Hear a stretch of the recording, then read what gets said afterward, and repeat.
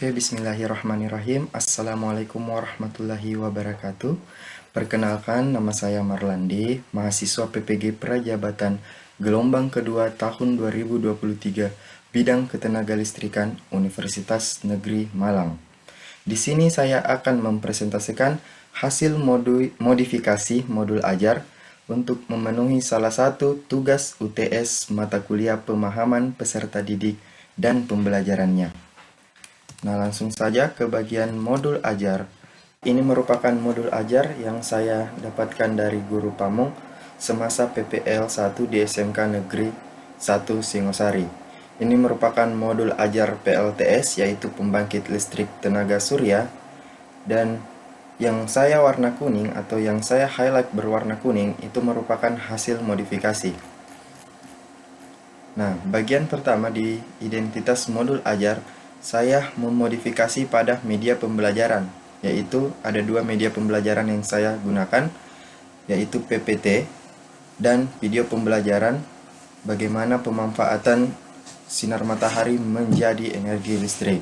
Dan adapun kertas HPS itu saya gunakan untuk bahan hasil dari praktikum atau laporan hasil praktikum.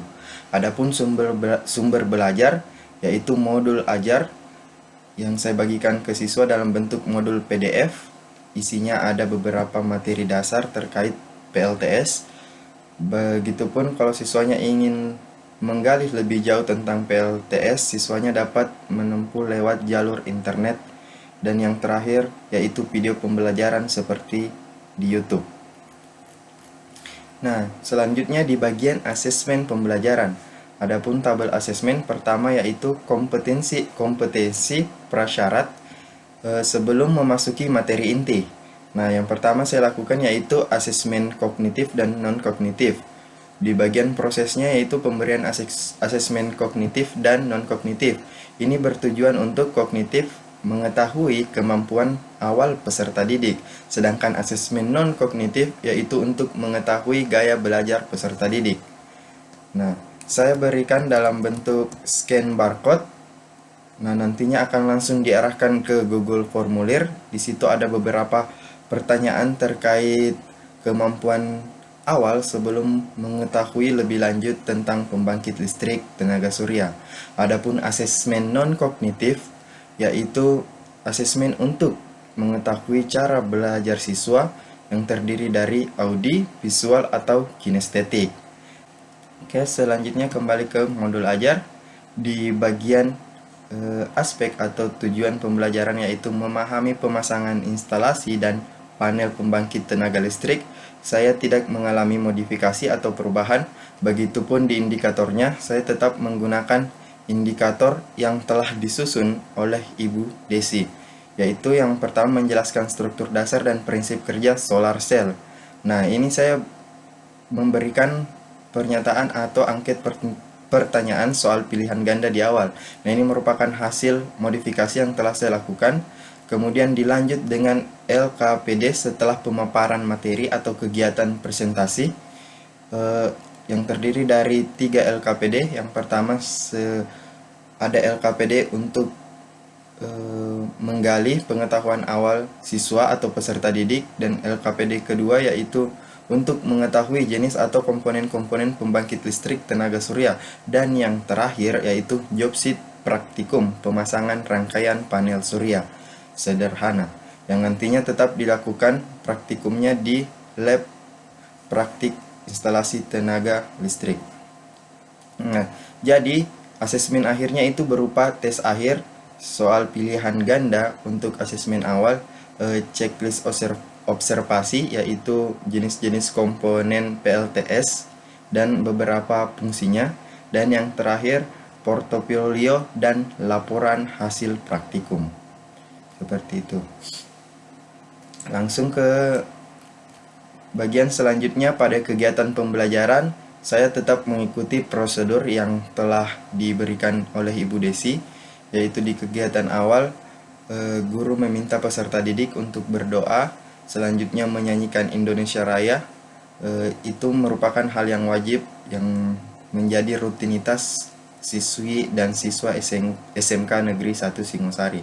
Begitupun selanjutnya pada kegiatan inti dan kegiatan penutup, saya tidak mengalami modifikasi, sehingga lanjut ke bagian materi dasar. Saya hanya menambahkan sedikit materi tambahan seperti gambar sebagai bahan untuk memudahkan siswa dalam memahami materi tersebut.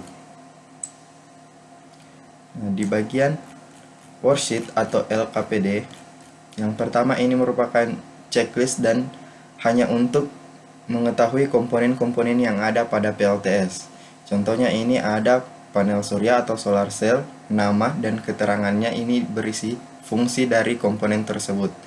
Nah, selanjutnya ini ada SCC dan inverter, baterai atau aki, baterai DC, kabel, dan beberapa komponen pendukung lainnya. Nah, ini merupakan jawaban dari lembar kerja peserta didik tersebut. Nah, ini ada contohnya yaitu solar panel atau sel surya, SCC, inverter, baterai, kabel power, dan inverter.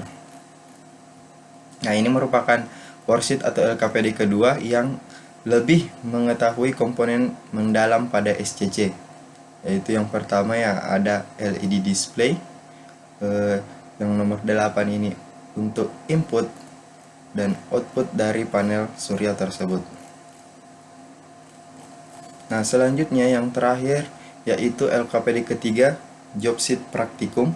Nah, ini merupakan format yang telah saya diskusikan atau format yang ada sebelumnya pada job sheet praktikum di SMK Negeri 1 Singosari. Saya hanya menambahkan sesuai dengan materi pembangkit listrik tenaga surya. Nah, di bagian gambar rangkaian ini merupakan rangkaian sederhana pembangkit listrik tenaga surya yang bisa diimplementasikan pada kehidupan sehari-hari atau bisa diimplementasikan di rumah. Contohnya, ini panel surya dipasang pada luar ruangan atau bagian yang terkena cahaya sinar matahari. Selanjutnya, kabel output dari panel surya dipasang pada SCC atau Solar Charger Control, ya dimana dia langsung terhubung ke baterai untuk penyimpanan tegangan, dan DC output yang nantinya langsung dipasang ke inverter untuk mengubah tegangan DC menjadi AC, yang dimana setelah diubah nanti ini bisa digunakan pada listrik rumah tangga. Begitupun seterusnya. Pada bagian terakhir yaitu hasil pengukuran, di sini terdapat tabel yaitu di setiap 15 menit dia mengukur tegangan sel surya tersebut, yang nantinya output dari job sheet ini menghasilkan laporan praktikum. Nah, ini merupakan media pembelajaran yang saya gunakan dan telah saya convert ke dalam bentuk video agar animasinya menjadi lebih menarik. Nah, sebelum memasuki materi inti, terlebih dahulu saya memberikan pernyataan pemantik yaitu apa PLTS, disusul kemudian pengertian PLTS, solar cell, strukturnya, kemudian sistem solar cell terbagi dua yaitu sistem off grid dan sistem on grid. Nah, begitu seterusnya sampai materi ini selesai. Adapun video pembelajaran yang saya gunakan dalam YouTube yaitu sebagai siang berikut. Yang cerah ya. Nah, seperti yang kita tahu bahwa pembangkit listrik itu terdiri dari beberapa pembangkit, diantaranya yang menggunakan fosil atau batu bara seperti PLTU, gas maupun minyak bumi. Nah, seperti ini. Namun, akibat dari pembangkit tersebut menimbulkan polusi atau emisi karbon yang dapat merusak lingkungan. Sehingga dalam video ini menyarankan bahwa ada energi listrik terbarukan atau energi listrik yang tidak habis dan ramah lingkungan. Salah satunya yaitu PLTS yang hanya menggunakan sinar matahari atau cahaya untuk mengkonversinya menjadi energi listrik. Baik, sekian hasil presentasi modifikasi modul ajar yang telah saya paparkan. Apabila ada kekurangan, saya memohon maaf yang sebesar-besarnya. Saya tutup dengan ucapan wabillahi taufiq wal hidayah. Wassalamualaikum warahmatullahi wabarakatuh.